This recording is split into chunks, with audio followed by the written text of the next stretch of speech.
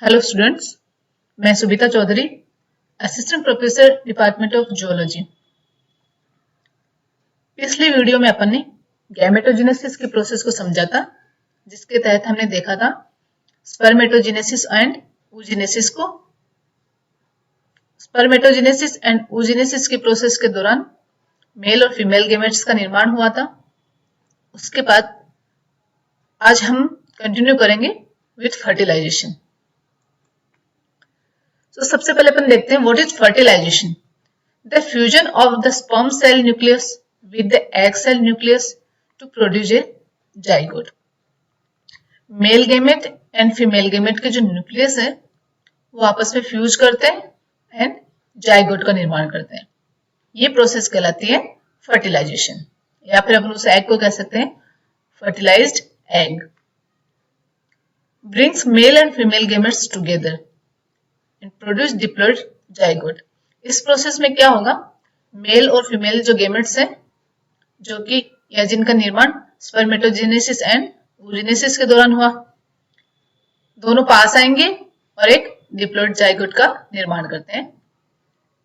It also activates the egg triggering the beginning of embryonic development. और जैसे ही दोनों nucleus का फ्यूजन होता है, ये फ्यूजन एग को ट्रिगर करता है, मतलब इसको स्टिमुलस देता है और एम्ब्रियो के डेवलपमेंट के लिए इसको प्रोत्साहित करता है। सो अब देखते हैं फर्टिलाइजेशन कहाँ होता है। Fertilisation in mammals occurs in the oviduct. जो मैमल्स हैं उनमें फर्टिलाइजेशन की जो प्रोसेस है वो ओविडक्ट में होती है, मतलब फैलोपियन ट्यूब में होती है। ये फीमेल रिप्रोडक्टिव ऑर्गन है, आप देख सकते हैं ये यूट्रस है और ये इसकी fallopian tube. These are white in white colour, these are ovaries. जब एग यहाँ ओवरीज से निकल के फैलोपियन ट्यूब में जाता है और अगर इसे स्पर्म मिल जाता है तो इन दोनों का यहाँ पे मेल होने से फ्यूजन होता है और वो फर्टिलाइजेशन की प्रोसेस कंप्लीट होती है। The ova is viable for approximately 24 hours after ovulation. जब एग यहां से निकल के इन फैलोपियन ट्यूब में जाता है तो ये लगभग 2 दिन तक या 24 हावर्स तक, अपन 24 हावर्स में काउंट करेंगे इसको, 24 हावर्स तक ये यहाँ पे जिंदा रहता है या फिर ये वाइबल रहता है। अगर 24 हावर्स तक इसको स्पर्म मिल जाता है तो ये फर्टिलाइज कर जाएगा या फर्टिलाइजेशन की प्रोसेस अकर होगी। Mechanism of fertilisation. अब जो फर्टिलाइजेशन की प्रोसेस है उसका क्या क्या मैकेनिज्म है, क्या क्या स्टेप्स है। तो सबसे पहले क्या होगा, एनकाउंटर ऑफ स्पर्मेटोजोआ एंड ओवा। एनकाउंटर मतलब दोनों का आमना सामना होना एक तरीके से। तो स्पर्म और ओवा आपस में मिलेंगे। Capacitation and contact. कैपेसिटेशन की जो प्रोसेस है ये स्पर्म के साथ होती है, इसको अपन आगे भी देखेंगे।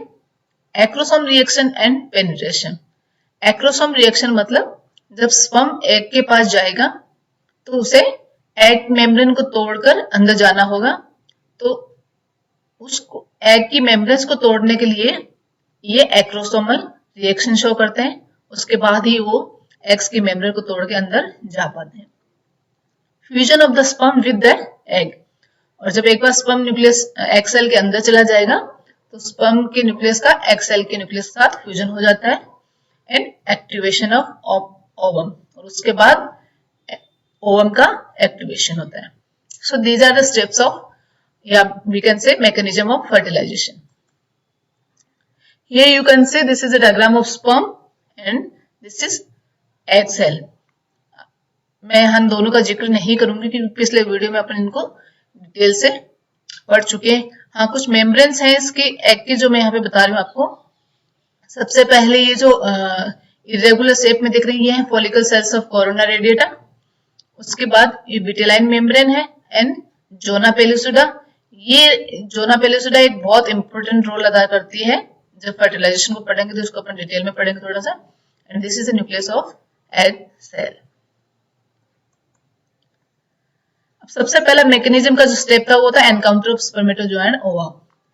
During the fertile phase millions of sperm travel from the vagina to the uterus and into the fallopian tube. Fertile phase के दौरान लाखों संख्या में स्पर्म ट्रेवल कर जाते हैं वेजाइना से यूट्रस और यूट्रस से फेलोपियन ट्यूब की तरफ। Then chemotaxis, a chemical substance is found in the cortex of egg. जो फेलोपियन ट्यूब में एग है वो स्पर्म को अपनी तरफ अट्रैक्ट करेंगे। क्यों? बिकॉज उनके कॉर्टेक्स में कुछ केमिकल सब्सटेंस होते हैं जो एग को स्पर्म को अपनी तरफ अट्रैक्ट करते हैं। कुछ केमिकल वो एग सेल रिलीज करेगी जिस वजह से स्पर्म उसकी तरफ मूवमेंट करेंगे। तो ये जो मूवमेंट होगी, ये गति होगी, वो कहलाती है chemotaxis. In general interaction is through special devices और पर्टिकुलर फॉर्म्स ऑफ बिहेवियर, और वहां पे एक अलग तरीके का बिहेवियर ये दोनों आपस में दिखाते हैं जिस वजह से फर्टिलाइजेशन की प्रोसेस इनहांस होती है। The primary need is a fluid medium for the act of fertilization and delivery of sperm to the egg at the right time. जब स्पर्म यहाँ से पाथ ट्रेवल करके फेलोपियन ट्यूब तक जाता है और वहां पे अगर फर्टिलाइजेशन होना है तो उसके लिए एक फ्लूइड मीडियम की जरूरत पड़ेगी, और स्पर्म का राइट टाइम पे एग के पास पहुंचना भी बहुत जरूरी है, अदरवाइज फर्टिलाइजेशन नहीं होगा। सपोज एग को रिलीज हुए 24 आवर्स हो चुके हैं और स्पर्म 48 आवर्स के बाद पहुंचता है, तो तब तक एग डेड हो चुका होगा और अब जो स्पर्म है उसको फर्टिलाइज नहीं कर सकता। So two type of fertilization is there. First one is external fertilization. External fertilization occurs outside the body of the female. External का मतलब बाहरी या बाह्य। तो ऐसे फर्टिलाइजेशन की प्रोसेस जो फीमेल बॉडी के बाहर होती है वो कहलाते हैं external fertilisation. Increase number of egg produce to ensure the survival of the species. ऐसे केसेस में क्या होगा एक्सटर्नल फर्टिलाइजेशन के लिए कि नंबर ऑफ एग्स ज्यादा प्रोड्यूस करने पड़ेंगे फीमेल बॉडी को। सपोज कोई फीमेल बॉडी 2 एग रिलीज करती है, प्रोड्यूस करती है, तो जरूरी नहीं है कि 2 एग सेल को टाइम पे स्पर्म मिले और वो फर्टिलाइज हो जाए। तो जाइगोट बनने के चांसेस बिल्कुल कम हो जाएंगे और ऐसे में नई स्पीसीज नहीं बन पाएंगे या फिर उनके बच्चे नहीं बन पाएंगे। तो ऐसे में क्या होगा कि उनको लार्ज नंबर में एग सेल प्रोड्यूस करने पड़ेंगे। हो सकता है एक्सीडेंटली 100 एग प्रोड्यूस करें तो 100 में कोई एक आधा एग तो फर्टिलाइज हो ही सकता है। तो इसलिए एक्सटर्नल फर्टिलाइजेशन के केसेस में नंबर ऑफ एग्स ज्यादा प्रोड्यूस करने पड़ते हैं ताकि स्पीसीज का सर्वाइवल हो सके। एग्जाम्पल कौन सी ऐसी स्पीसीज है जिनमें एक्सटर्नल फर्टिलाइजेशन देखने को मिलता है? Fishes and amphibians. फिश और एम्फीबियंस जो है उनमें एक्सटर्नल फर्टिलाइजेशन होता है। दूसरे टाइप का फर्टिलाइजेशन है internal fertilisation. Internal fertilisation occurs inside the body of the female. Internal का मतलब होता है अंतर या आंतरिक। ऐसा फर्टिलाइजेशन जो फीमेल बॉडी के अंदर होता है। Fewer number of eggs are produced. इस केस में नंबर ऑफ एग प्रोडक्शन की जरूरत बहुत ज्यादा नहीं होती, कम नंबर में एग्स हो तब भी चल जाता है। Increased parental care ensures species survival. इसमें ज्यादा रोल होता है फिर पेरेंटल केयर का स्पीसीज के सर्वाइवल के लिए। Example mammals, reptiles and birds. Several thousand sperm reach the egg and one will fertilize it. अपने पहले भी पढ़ा था कि स्पर्म जो है वो लाखों की संख्या में पहुंचते हैं एग के पास, लेकिन कोई एक स्पर्म ही एग को फर्टिलाइज कर सकता है। When the sperm fuses with the egg, it initiates a series of chemical changes that prevent any other sperm from entering. ये कैसे पॉसिबल है कि सिर्फ लाखों की संख्या में स्पर्म वहां पहुंचते हैं लेकिन कोई एक स्पर्म ही उस एग के साथ फर्टिलाइजेशन कर सकता है, बाकी स्पर्म नहीं। तो उसका रीजन ये है कि जैसे ही एक स्पर्म एग सेल के साथ फ्यूज होता है तो वहां पे बहुत एक सीरीज ऑफ केमिकल चेंजेस होते हैं, मतलब बहुत सारे केमिकल चेंजेस होंगे वहां पे, जिस वजह से बाकी स्पर्म्स की एंट्री एग सेल के अंदर होने से रोक दी जाती है, जिसको अपन थोड़ा और डिटेल में आगे पढ़ेंगे। अब आता है कैपेसिटेशन एंड कॉन्टैक्ट। कैपेसिटेशन एक ऐसी प्रोसेस है जिसके दौरान स्पर्म अंडरगो कैपेसिटेशन या we can say further maturation within the female reproductive tract. जैसे ही स्पर्म फीमेल बॉडी में जाता है थ्रू वेजाइना और जब तक ये फेलोपियन ट्यूब तक पहुंचता है to fertilize with the egg cell, उस दौरान क्या होता है, इस स्पर्म के स्ट्रक्चर में बहुत सारे फिजियोलॉजिकल चेंजेस आते हैं, या फिर अपन ये कह सकते हैं कि कुछ ऐसे चेंजेस उसके स्ट्रक्चर में आते हैं, या फिर उसमें और मेच्योरेशन की प्रोसेस होती है जिसके कारण वो ज्यादा सक्षम हो जाता है उस एग सेल के साथ फर्टिलाइजेशन करने में। मतलब ये कैपेसिटेशन की प्रोसेस जो है उसको और ताकतवर बनाती है, या फिर उसको और मेच्योर बनाती है, ताकि वो एग सेल के साथ जाके फर्टिलाइजेशन कर सके। और ये होती कहाँ है, with in the female reproductive tract. ये कई बार 1 नंबर या 2 नंबर में परिभाषा के रूप में पूछ लिया जाता है। Occurs in the female vagina, obvious सी बात है। Vaginal secretion causes a molecular changes in the sperm plasma. और ये जो चेंजेस इस स्पर्म स्ट्रक्चर में हो रहे हैं वो उसका रीजन ये है कि वेजाइनल सिक्रेशन, फीमेल बॉडी की जो वेजाइना उसमें बहुत कुछ सिक्रेशन होंगे, कुछ केमिकल सिक्रेट होंगे जो इस स्पर्म की प्लाज्मा है उसमें चेंजेस ला देते हैं, जिस वजह से वो और भी मेच्योर होके उस एग सेल तक पहुंचता है। Takes 4 to 5 hours in human, और इस प्रोसेस में कम से कम 4 से 5 घंटे लगते हैं। Acrosome reaction and penetration.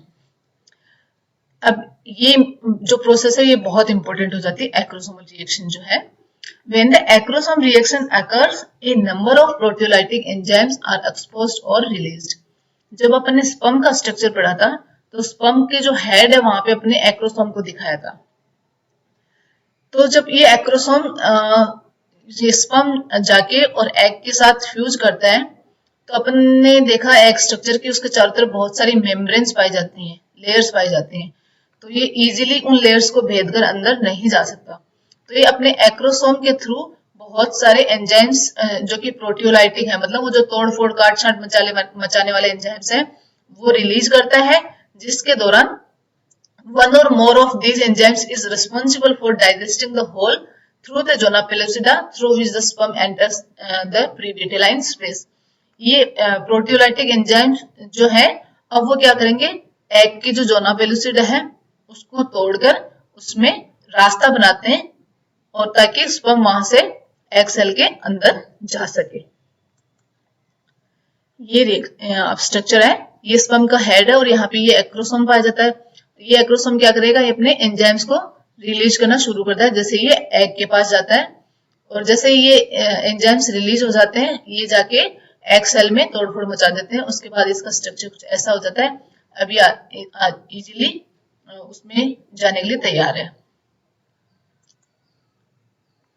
अब एक जोना पेलुसिडा जो एग सेल के चारों तरफ पाई जाती है उसका स्ट्रक्चर कुछ ऐसा सा है।